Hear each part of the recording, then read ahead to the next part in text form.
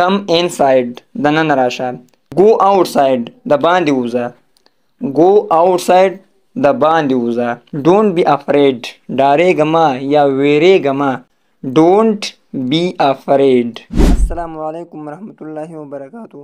ګرانو کتونکو نن په دې ویډیو کې موږ د انګلیش 45 هم اضافه داسې جملې او داسې الفاظ زده کوو چې هغه موږ په هر وخت او په هر ځای کې له خپل ماشومانو سره استعمالوو.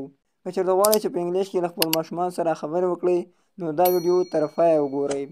ویډیو لایک کړئ، چینل سبسکرایب کړئ تر څو زموږ هره نوې ویډیو تر ټولو اول تاسو ته ورسیږي. نو راځئ ویډیو شروع کړو. Come here دلته راشه. لکه موږ یو ماشوم ته وایو که نه چې دلته راشه نو په انګلیش کې ورته ویلی شو come here. Go there هلته لاړ شه. کله چې موږ یو ماشوم ته وایو که نه چې هلته لاړ شه نو بیا ورته ویلی شو go there یعنې هلته لاړ شه. sit down کښېنه یعنې ولاړ ده نو موږ ورته وایو چې sit down کښېنه. stand up ودرېږه. stand up ودرېږه. داسې درېدل نه لکه روان یې ودرېږه نه، داسې درېدل لکه چوکۍ یا بل څه کې ناست وي نو موږ ورته وایو چې نیغ ودرېږه بس ودرېږه. نو ورته ویلی شو stand up یعنې ودرېږه. be quiet چوپ شه. be quiet چوپ شه. لکه څوک خبرې کوي یا شور کوي یو ماشوم که نه نو موږ ورته وایو چې چوپ شه. نو بیا ورته ویلی شو be quiet یعنې چوپ شه. look at me ما ته وګوره. look at me ما ته وګوره.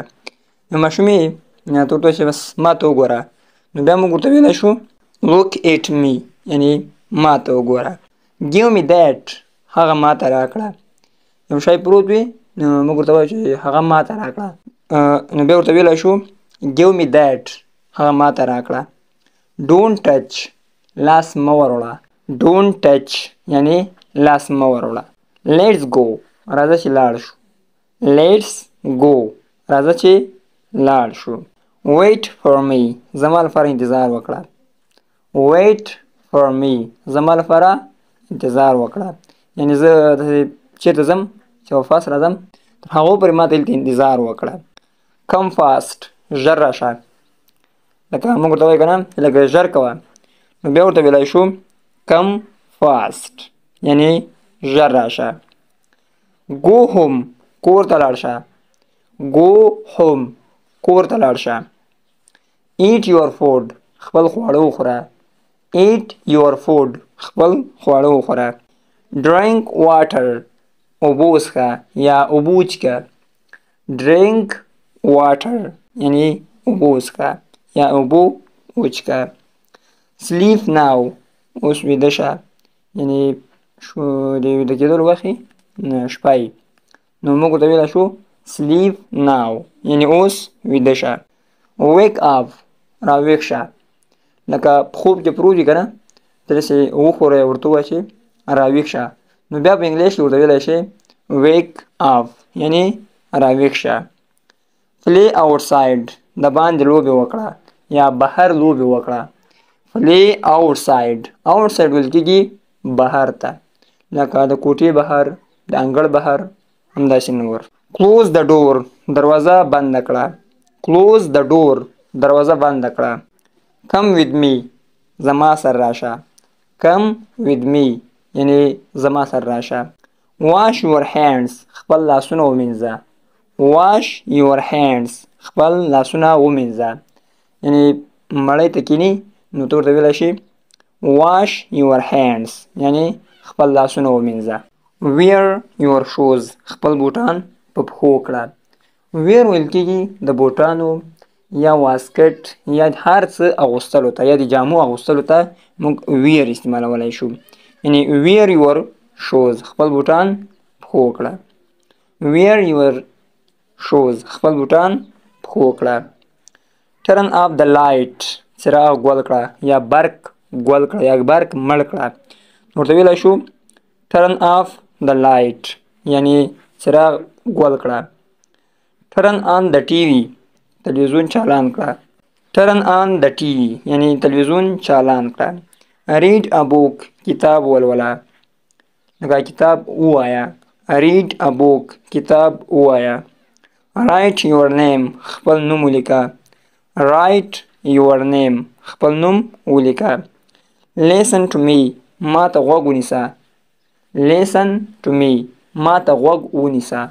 help me ما سره مرسته وکړه. لکه یو کار ته کوي کنه نو دته وویل شي چې help me نه ما سره مرسته وکړه. stop running منډه مه وهه یا منډه بس کړه.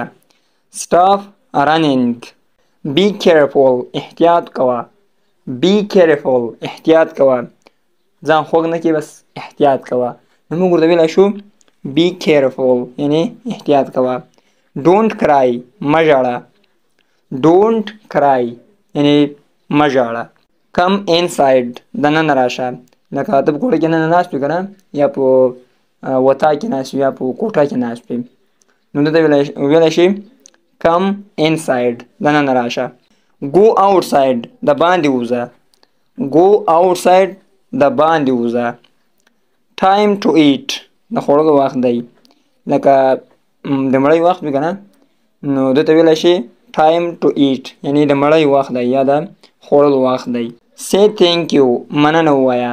لکه یو مشر ته وایي که نه مشر سړی وي هغه یې ونازوي نو ته ورته ویلی شي say thank you یعنی مننه ورته ووایه. say sorry بخښنه وغواړه یا بخښنه ورته ووایه. say sorry بخښنه وغواړه. hold my hand زما لاس ونیسه. hold my hand زما لاس ونیسه یعنی زما لاس ونیسه. hold my hand زما لاس ونیسه. don't be afraid ډارېږه مه یا ویرېږه مه. don't be afraid یعنی مه ویرېږه مه ډارېږه. smile مسکای شه یعنی مسکا وکړه. smile مسکا وکړه یا مسکای شه. hurry up بیړه وکړه یعنی لږ تیز شه. hurry up بیړه وکړه. come and play راشه او لوبې وکړه. come and play راشه او لوبې وکړه. don't fight جنګ مه کوه.